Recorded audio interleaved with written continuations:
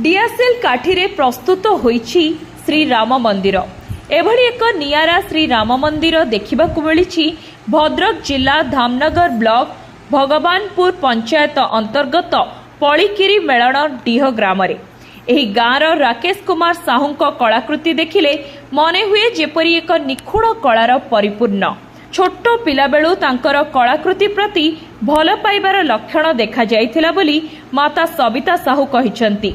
राकेश एक गरीब परिवार रे जन्म होइचंती। परिवार कहिले बापा मांक सह दुई भाई।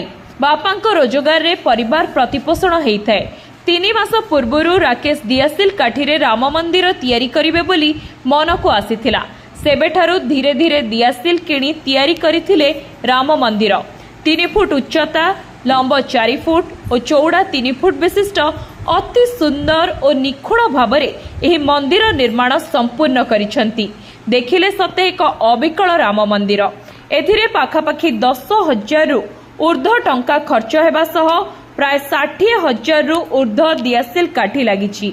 राकेश कुहंती संचय करिथिबा निजस्व अर्थरु धीरे धीरे मंदिर निर्माणर जिनिस सबु किणुथिले, जहाँकि दीर्घ 3 मास रु ऊर्ध्व समय लागिथिला। आहुरी मध्य सरकारक पक्षरु प्रोत्साहन मिलिले आगुको अनेक नुआ नुआ कलाकृति निर्माण करिवे। नहीं जेहेतु आम भारत वर्ष को राम 200 वर्ष पर अयोध्या फेरी तार एक प्रतिछवि मु बनई भाविली कि लोक मैंने तो बहुत बाउंस काठी किंबा आइसक्रीम काठी रे तांकर प्रोजेक्ट बनई। मु भाविली कि डियासिल काठी रे आम राम मंदिर तार प्रतिछवि कले बहुत सुंदर हम आउ आकर्षित हम।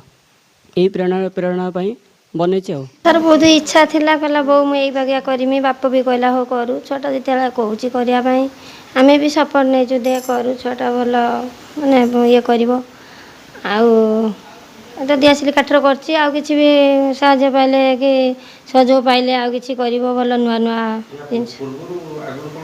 हां करथिला ओटे फोटो फॉर्म करथिला ओटे छोट घर करथिला। चाहूची टिके छुआ आगो को जाऊ आ परिश्रम तार सफल हो। मो निज आखि कि मु विश्वास करि पाउ नै या भितर एमिति गोटे प्रतिभा अछि जहाँकि मु भाबुची मु देखि सेला पर तो मु आश्चर्य हेउची, किंतु एभली प्रतिभा मु यार केबे देखि नथिले। एटा फर्स्ट टाइम मु देखिली। आ गाँव समस्त कहती आम तो इनु टिके अलग लाइन लोक आम सब व्यस्त बहुल भितर तथापि से 2-3 थर कही कहला अजा टिके जीव टिके देखियो मोर से जो बागेई।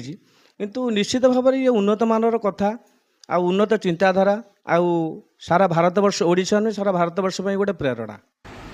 संतोष कुमार महापात्र रिपोर्ट, धरित्री लाइव।